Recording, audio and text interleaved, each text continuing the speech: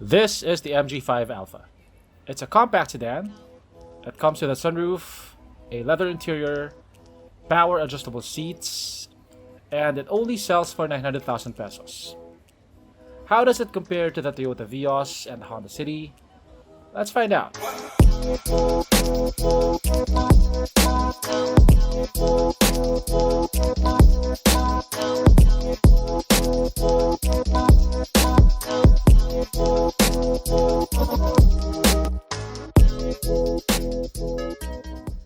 Looking at the MG6 and the MG ZS, you'd think that MG had a well-defined design language already.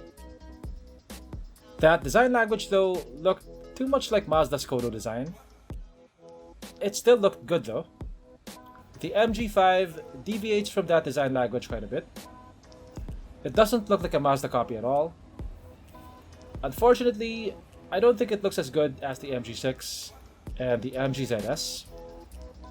But fortunately, like the MG6 and the ZS, it is also pretty loaded for the price.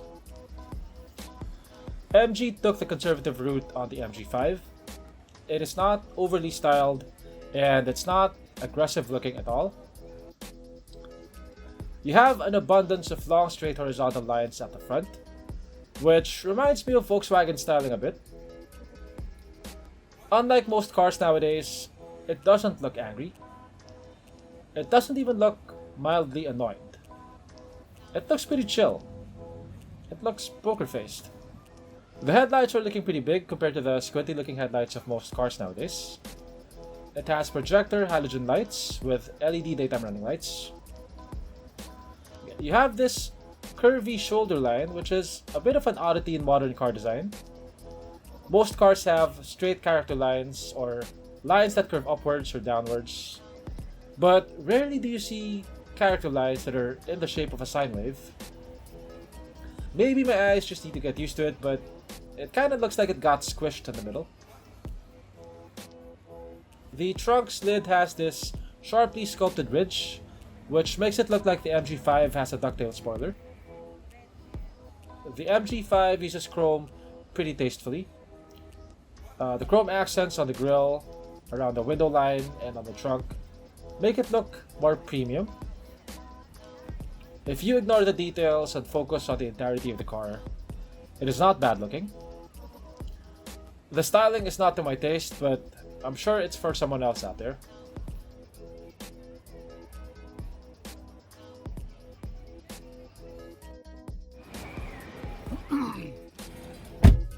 Okay, so this is the interior of the MG5.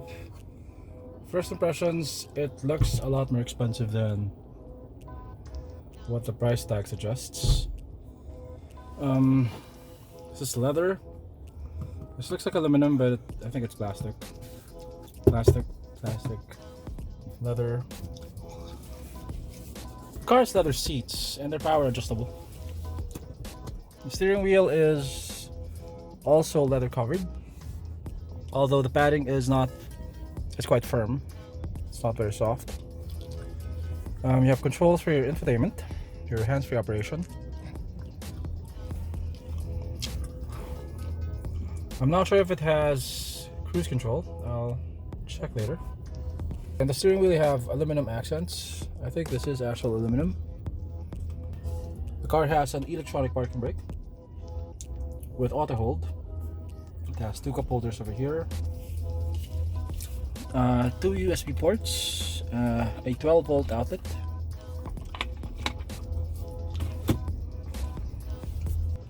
The car has a sunroof. Space is overall pretty good. I'd say this is about on par with a Mazda 3 in terms of interior space.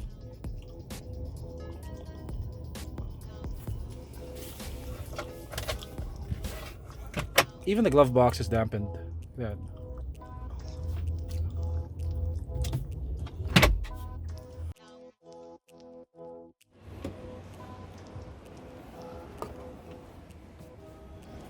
Okay, so space here at the back is pretty adequate. I have about this much legroom. I'm 5'8". You have two USB ports over here. You don't have any air vents. Headroom is also pretty good. I'm leaning back and I have about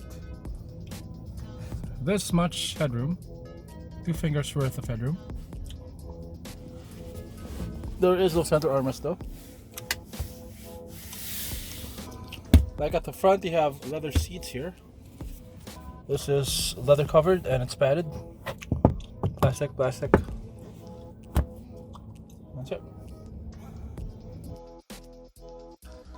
Features. The MG5 is loaded with toys that you don't usually find in sedans at this price. It has a 360 camera. It has a sunroof. It has power adjustable leather seats. It has a 10-inch infotainment screen with Apple CarPlay and Android Auto. It has tire pressure monitoring. It has 6 airbags and it has cruise control. The MG5 is powered by a 1.5-liter naturally aspirated 4-cylinder engine. It produces 118 horsepower and 150 Newton meters of torque. Those numbers are almost exactly the same as the Honda City's output. The MG5 is slightly more powerful than the Vios 1.5, but not by a significant margin. There's nothing that particularly stands out about driving the MG5. NVH is good, the ride is comfortable enough. Engine power, it will get you to where you need to go, but don't expect to get much excitement out of it. Anyway, that's not the point of the car. It's a car that will comfortably get you from point A to B. If you want a faster car, you may want to look at the MG6, which sells for just 100,000 pesos more.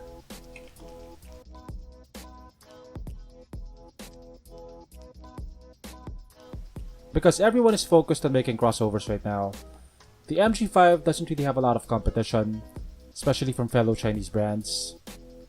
Brands like Geely and Chery don't even offer sedans in their lineup. The MG5 sells between 718,000 pesos for the base model to 938,000 pesos for this MG5 Alpha. At that price, it would be competing against top-of-the-line to mid-range Japanese subcompact cars like the Vios G,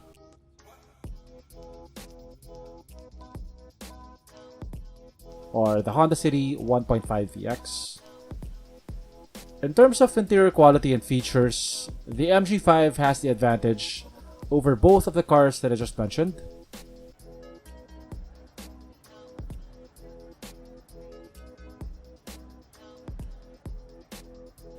It has a 360 camera. It has power adjustable seats. It has a sunroof. And it has a much nicer looking interior.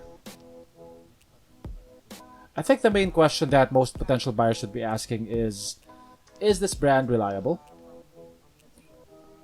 While MG has been around for a while, it's a relative newcomer here in the Philippines. And understandably, buyers would have questions about its reliability. To put your mind at ease, MG offers a competitive 5-year, 100,000 kilometer warranty. And according to them, all their dealerships are stocked with spare parts. All things considered, the MG5 is a pretty competent car. It offers excellent value for money. It is affordable, but it doesn't feel cheap. If you're willing to trust the brand, and you're willing to spend 938,000 pesos on the MG5 Alpha, you might also want to consider the MG6, which sells for just 100,000 pesos more. I think it's a much better car in terms of looks, features, and performance.